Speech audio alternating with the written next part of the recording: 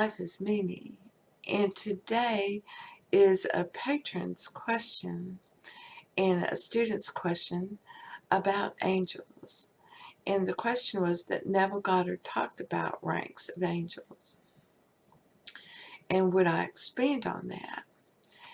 So that's what we're going to talk about today. We're the ranks of the angels in heaven. And heaven being, you know, it's the mind of God. You have to hang it out. So the first one is an angel, okay? And an angel is just someone who is just like anybody else, but this person is always thinking of others, is always helping others, pops out of the blue, is right there to help you, and say something to you to make you think. And there are people who give hope.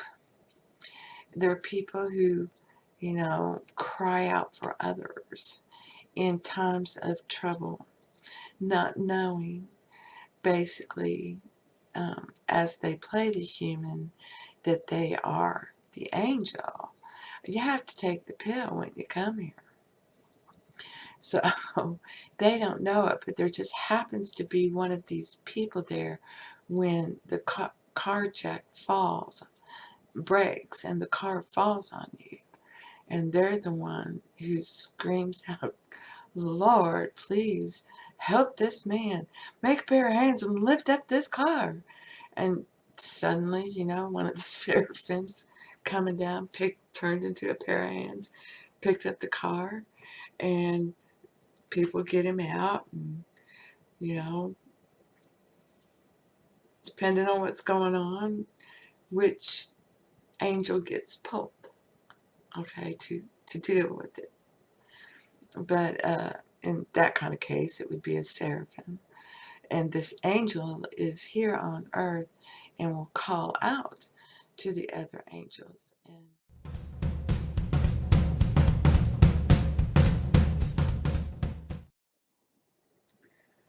archangels are the next choir, and they come down.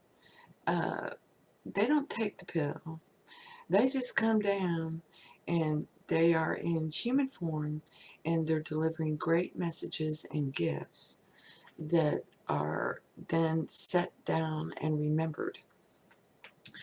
So this is Michael and Gabriel and these uh, angels, and they are the archangels, and they are able to materialize as human beings and give the message that needs to be given, or the gift that needs to be given, and then they go back.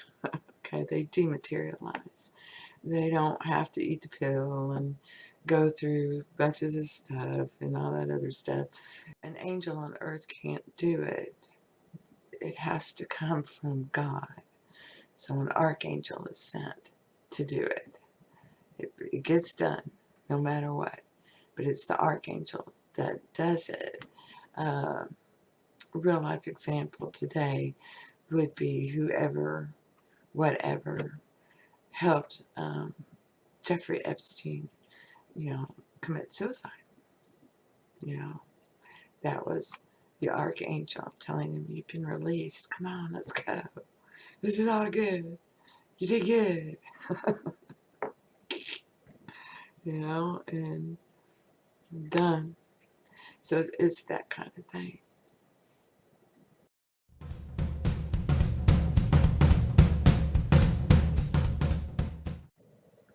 Number 3 are the principalities. They are the order of angels that guide institutions and nations. And they're the ones that give the idea of the order and the way things should be done.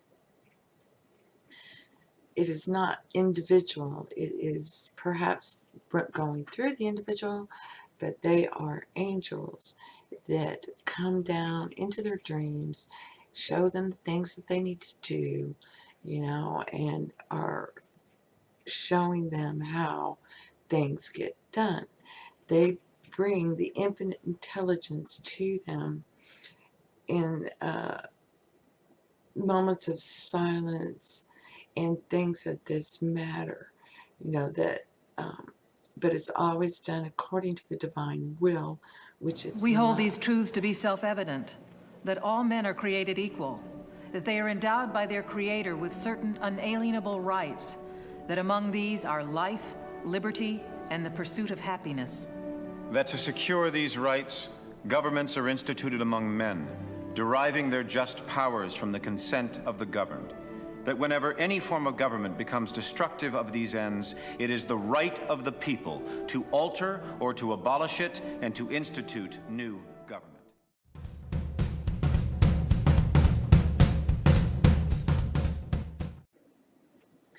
Then come the powers. And the powers are angels. They're like warrior angels. When certain truths in humanity are being defended, and for example, World War II, and the power overtook Stalin and made him sit down while the Russian people were raised up and came together to help defeat Hitler, and that America was compelled to deal with Europe first in order to help Russia rise up and to deal with this inhumanity, even though the worst going on was in Asia, and the powers in Asia, it was the power that saved Stilwell, and it was the power that helped him train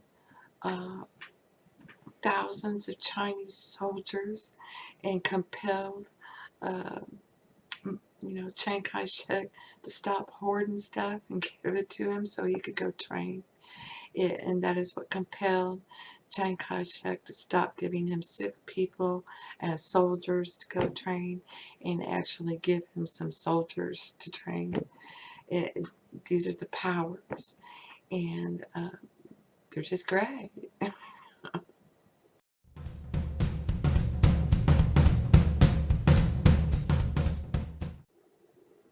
Number 5 is virtues.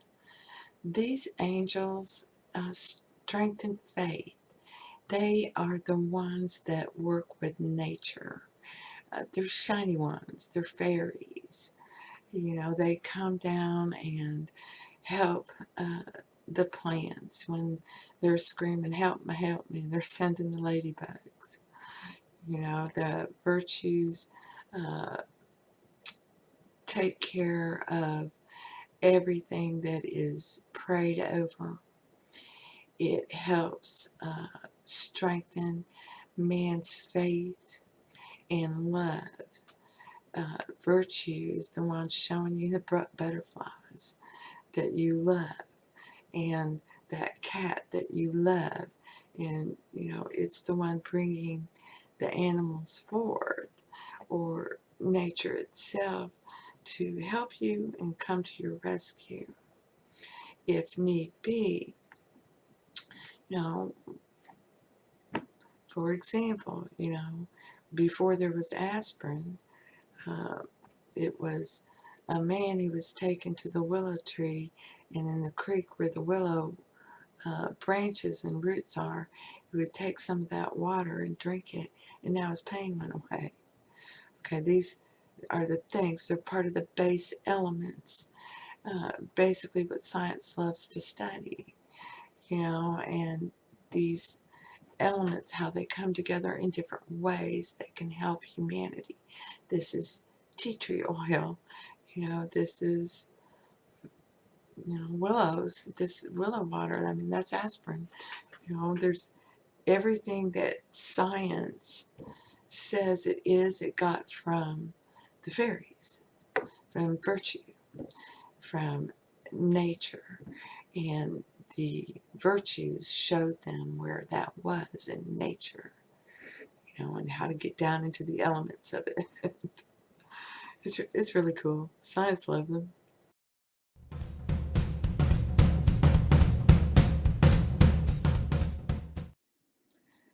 And the sixth rank is dominions, and these help keep the world in proper divine order. For example, a lot of people cry about the disappearance of the giants, skeletons, and artifacts that have been found, and cry that it was, the Smithsonian did it, but it's the dominions that did it. It wasn't time. Everything is out of love. When great injustices are being done, they are the ones that come and right them. Justice is love, and if, people aren't acting in love, or for the betterment of others, to help others, which is out of love, then dominions are the ones that come and take care of the ones who aren't thinking that way. And they are often seen as, the destruction of, like the Third Reich, or that kind of thing. And they do come down into those organizations and start tearing it up, leading them into drugs and leading them into crazy going around in circle kind of thing. And even though they're seeking truth, they're not given the truth. They are told different things, and it'll blow up on them. And that's what the dominions do. They also, in the divine order, in the divine law and order, America's the first country ever, and really is the only country in the world that was based upon the ideals of God, that everyone has life, liberty, and the pursuit of happiness, that you are free. If you're brave, you'll be free here in America. You can do anything. Nobody can stop you. Nobody can arrest you or hurt you or do anything to you about your beliefs in the one or anything else. You get to say it, and they don't get to do a thing about it. They don't have to like it, but they don't get to harm you for it. And this is the first country that was created upon an ideal, and this is the dominions bringing divine law and order to the world. And this is how it works. This one's doing it now. Everyone wants to follow and copy that. They want to be like that. So that's what the other countries are doing. They're getting into sync with divine law and order through the dominions. And it is the dominions that come down and make the irony. They're great at it. Okay? And showing you that this is an institution of an ideal, or this is a country of an ideal. Is it showing you those ideals? Look at it, and will make them look like fools so that they are replaced, and that the ideal that was originally thought of, such as the UN, grows. It grows into something better. And that's what the dominions have over nations and people, and guiding them. They're the ones that guide the Pattons and the Stilwells and the Marshalls and the great generals of Russia, and of England. And when their heads get big, it gets popped. And nothing really harms the bigger order. And a good example is a bridge too far in that operation in World War II, and they just bit off more than they could chew. And Monty was really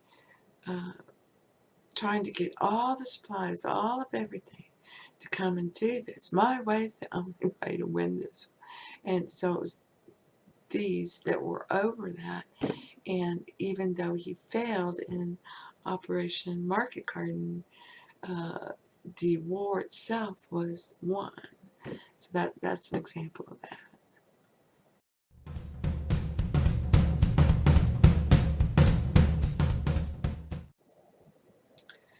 And number 7 is the cherubs. And they're great. They're awesome. They come down and shoot people with arrows of love, and change them. And they can do it to a multitude. They can do it to one. They can do it, that's what they do. They spread the love. That's what cherubs do. That's why they're often seen as, needed to get your romantic special person. Woohoo, I'm gonna shoot them with love. And what that really means is you're gonna change. you're not gonna see them that way anymore. You're seeing them a new way, and a cherub comes down and shoots them. Says, you gotta change now. She sees you with love. Pew, pew, pew, pew. It's really great. Cherubs they rock.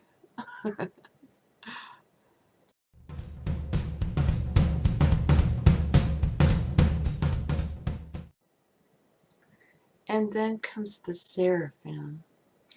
Seraphim is the Son of God. Divine imagination and the human imagination came together and became the Seraphim. It is the highest order of angels. He sits on the right-hand side of God. He is a feathered creatured being with 6 wings that cover his face and his feet, and 2 to fly. He is always praising God. Underneath every feather is an eye, and that eye shows every realm within all of the mind of God. Each eye underneath there. And it is the imagination that works the wonders and shapes God into the things that man imagines. He's the one. He's all power. He's magnificent. He's the Son of God and man. He's the greatest. And he's the one who is always praising God. And all the choirs of angels do this. They're always praising God. It's great. Being a seraphim is it's just you and God are one. You're seeing with the eyes of God. It's the 8th eye is opened, and you are now one with God, and you see everything as God. And this is, we're God's right hand. We go and make it happen. We shape it. We do all that. Well, God gives it life, and God does it all. But it is the seraphim. It is the seraphim that works with God to bring you the delightful miracles, the wonders of the world, the greatest of all things. It's just divine. So I hope this helps you with the choirs of angels. It is like an army, and we are warriors of love, slaying out all those ugly thoughts and beliefs we thought could rule us. And as you become one with God and that 8th eye opens, then you begin to see with the eyes of God, and you see that it's all this beautiful pattern, and you're now King Solomon walking the earth, and you just don't fall. Don't look that way. Praise God. Think about the attributes of the one, and it will all work out. You, the seraphim, know it's one for all and all for one. All these eyes, all these realities, all these dimensions, whatever you want to call them, They're all doing the will of God, which is bringing his baby home better for the experience of going and hanging out with his best friend, man. And it's really great. And in the process, man gets to become divine too. And he and divine imagination become the seraphim. They're brothers. And so I hope this helps. And I hope it answers your questions. And if not, throw some down there. You want to know something, let me know. But it is the place, the seraphim are the ones that come down, and they're the apostles.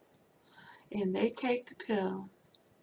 They're willing to take the pill so that they can experience the pains and suffering. They know they're basically protected even though they're asleep, and it's all good.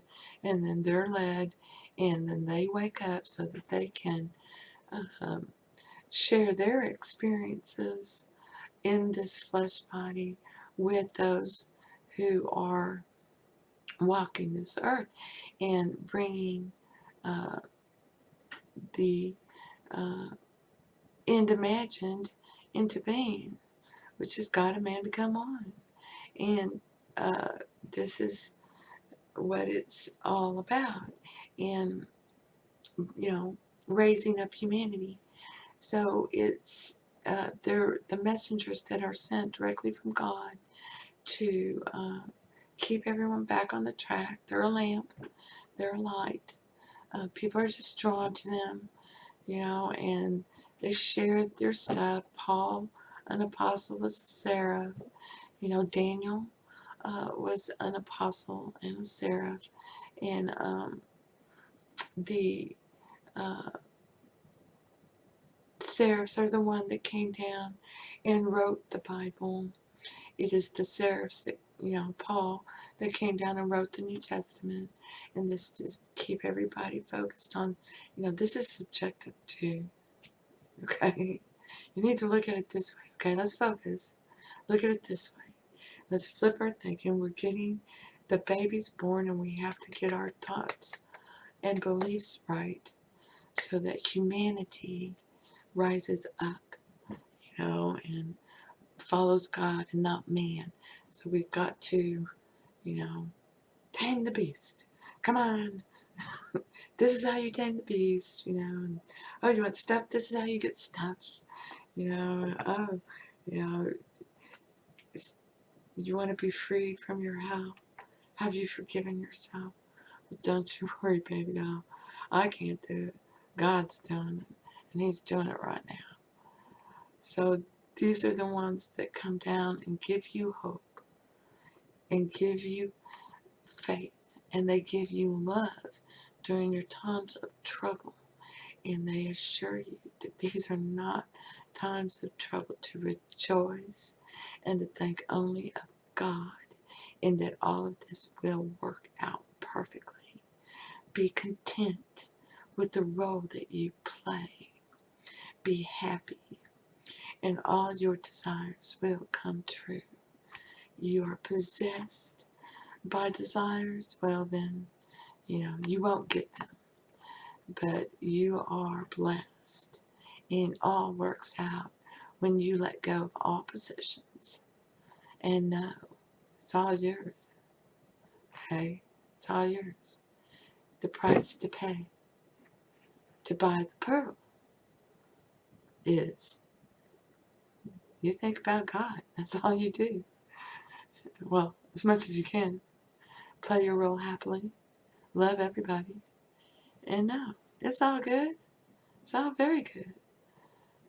It's all God. That's all there is. God's love. So don't forget that. Don't ever forget that. Your best friend is with you all the time. And it's not a big deal. You don't have to do all these techniques and stuff. You just need to go talk. Talk to God. Go talk to God. Go have a conversation with God. It will all work out. So I hope this helps. Blessings to you. And thank you. Thank you for being you. Michael, you know what that is? Hello!